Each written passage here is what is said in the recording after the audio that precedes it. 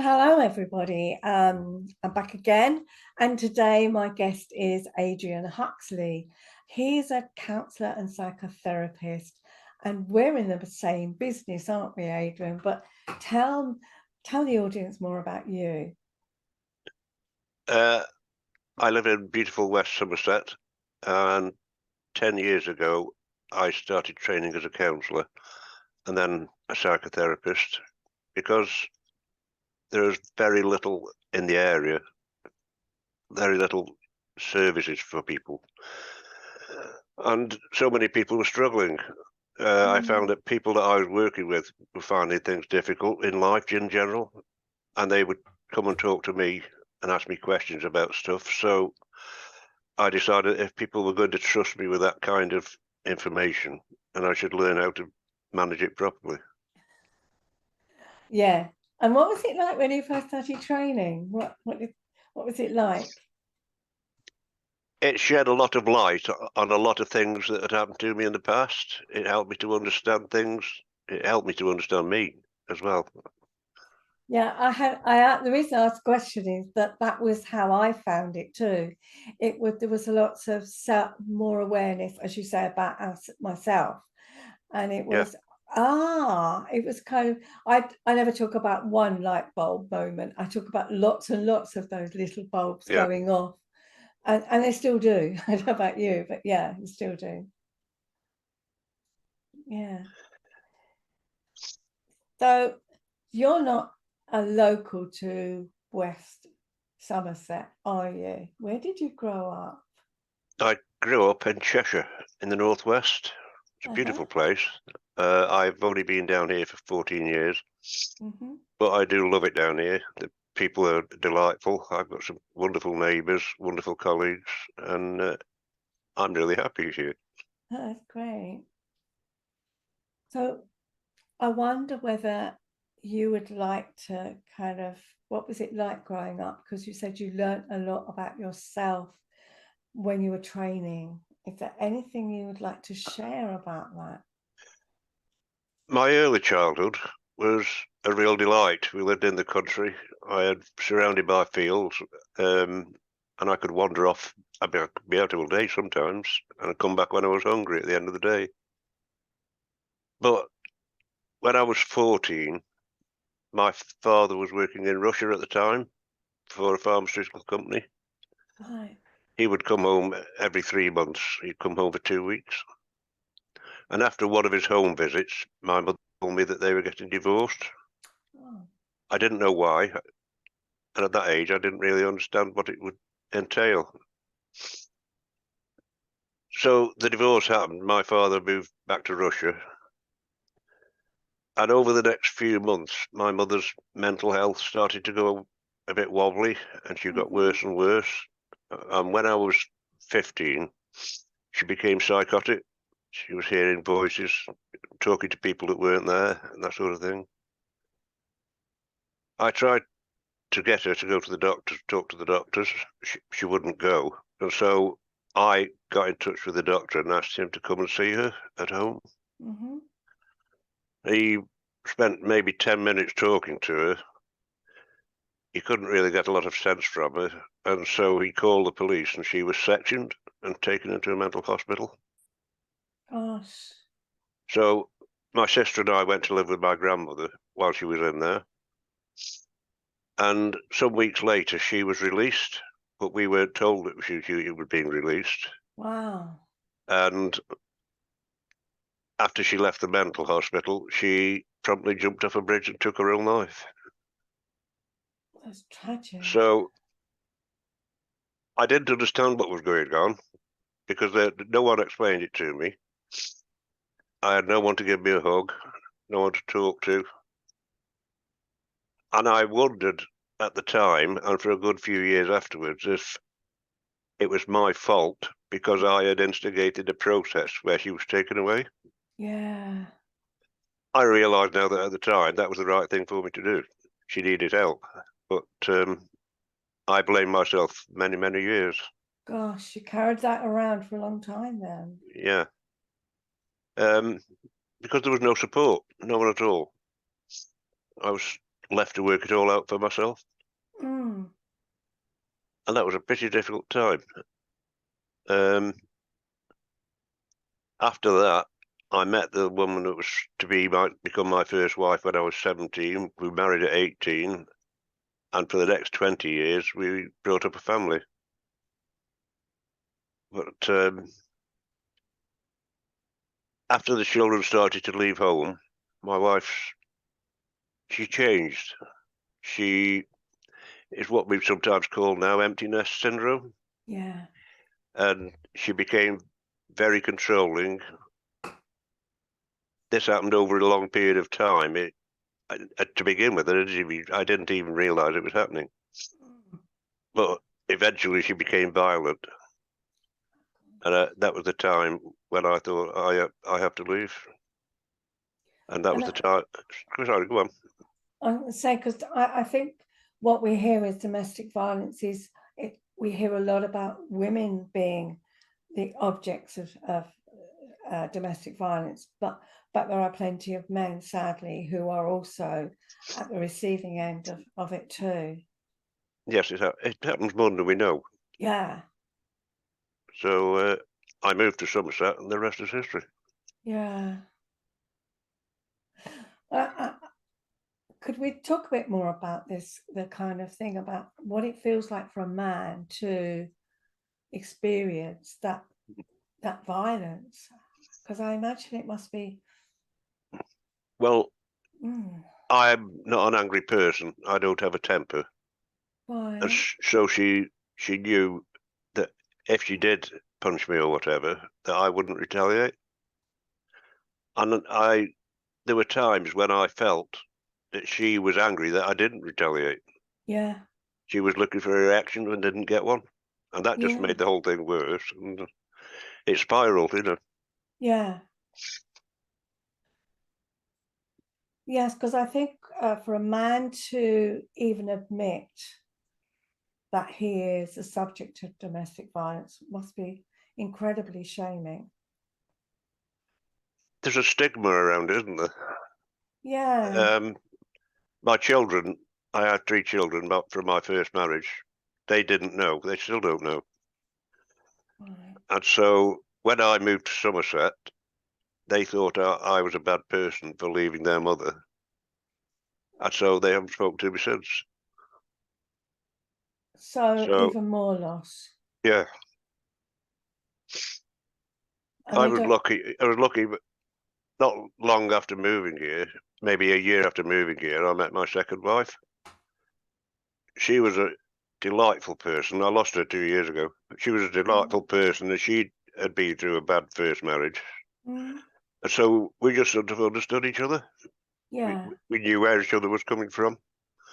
And added to that, I've got 3 stepsons here in Somerset who all live local, and they look after me. I've got wonderful friends who keep an eye on me. So Yeah. I'm not lacking anything.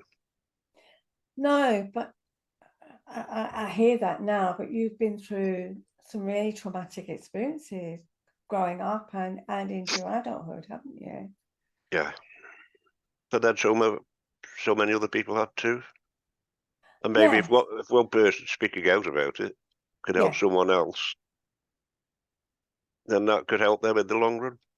Yeah. Yeah. And I can remember, because okay, I share some of my experiences as a child growing up. I felt very isolated.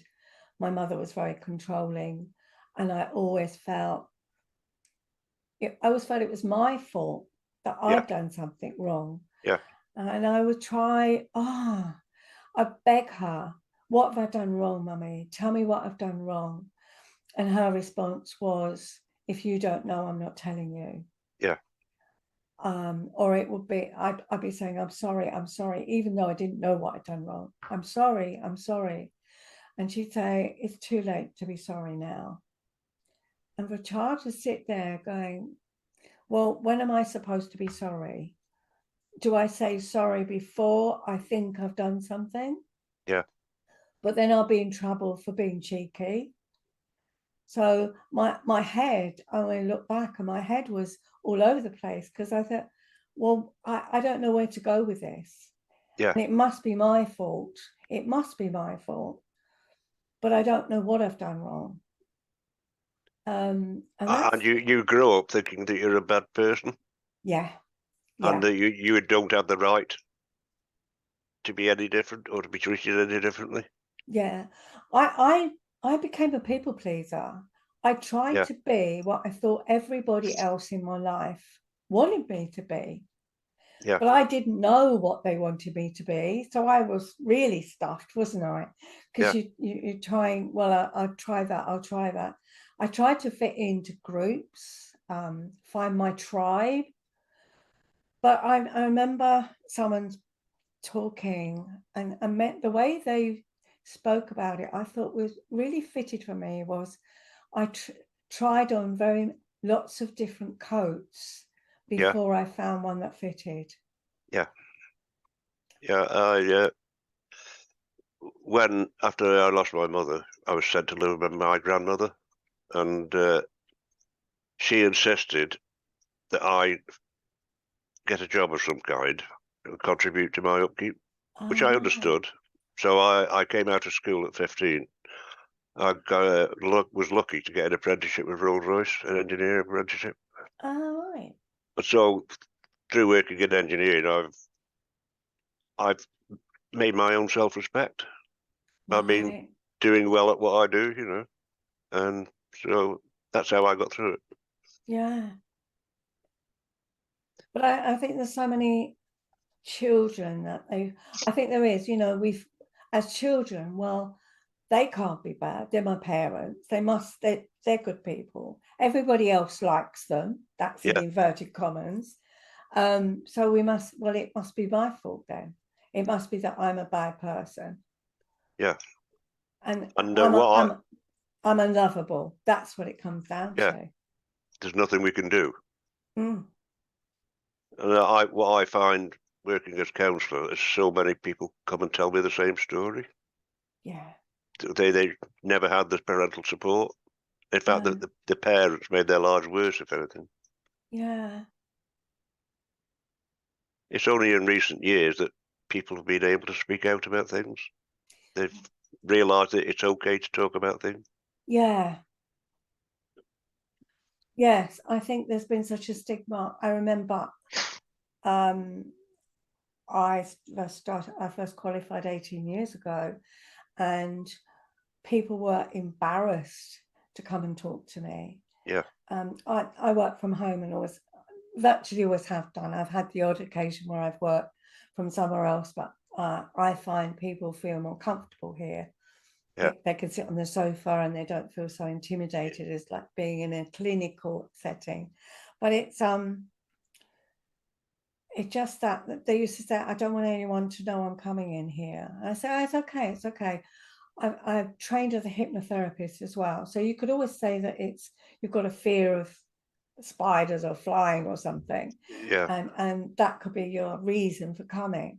Because how awful is that? yeah. It must be. I'd never seen a counsellor. I had to work things out for myself over the years, but Yeah, I can imagine how really difficult to sit down and open your heart out. yeah. It's you have to be so careful when someone approaches you, don't you? Yeah, and I think you've got to find the right person to talk to anyway, because I mean, as you say, you're going to open up. You've got Yeah, to feel safe. You've got to feel that you can trust that person as much as you can trust anyone. yeah. Um, Because people tell me things about themselves that they don't even tell their partner. I know. They've had these little things that have been tucked away for years, and finally they find someone they can tell about. So to see someone walk away from the house with a smile, that's all I need. That's job done. Mm. I always feel that it's very, I feel very privileged and very humble when someone tells me something they've never shared with another living soul. Yeah, it's quite a responsibility, isn't it? Yeah. Yeah, that someone would trust me enough to tell me something they've never told anyone else. Yeah. It's an incredible kind of situation. And sometimes all they need to do is tell someone. Yeah. They just need to share that load. Yeah, and not feel judged. Yeah. Yeah. Someone doesn't pull a face or have an intake of breath or show shock or anger or any disapproval or anything, just to sit there and just listen. Yeah. Because in today's world, people are always very quick to judge people, aren't they? Based on their own understanding. Sadly so. That's my experience too. And sometimes people shouldn't do that. It's a bad thing, isn't it? Yeah, it is. If you haven't lived in their shoes, you should never judge anyone. Yeah, one of my mantras is don't judge someone until you've walked a mile in their shoes. Yeah. And that is where the reward from counselling comes. Yeah. Just taking the weight from someone's shoulders. Mm. So obviously enjoy what you do. I love it, yeah. Yeah. Because I seem to be quite good at it. So every session is a reward. It's a reward for me. Mm. Yeah, I can hear that. Yeah.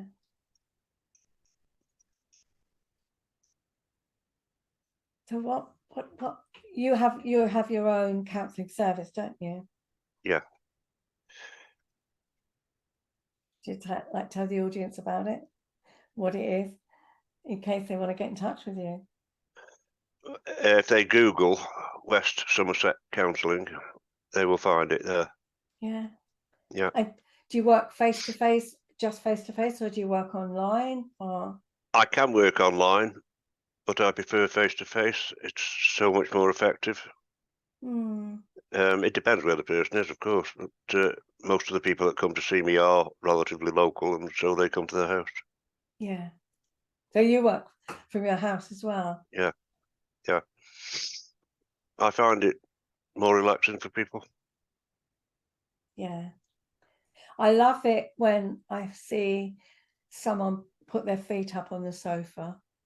Then I really go, they're relaxed, they're comfortable, and that yeah, there's a little sense in my head to go, they're all right. Yeah. You just know, don't you? Yeah, the ones that sit on the edge of the seat, and you can see that they really just want to run, and those that they're feeling their way, those that want to they just need to offload it all in one big go, and those that don't know where to start. Yeah. They'll come in. Everyone's different, aren't they? Yeah.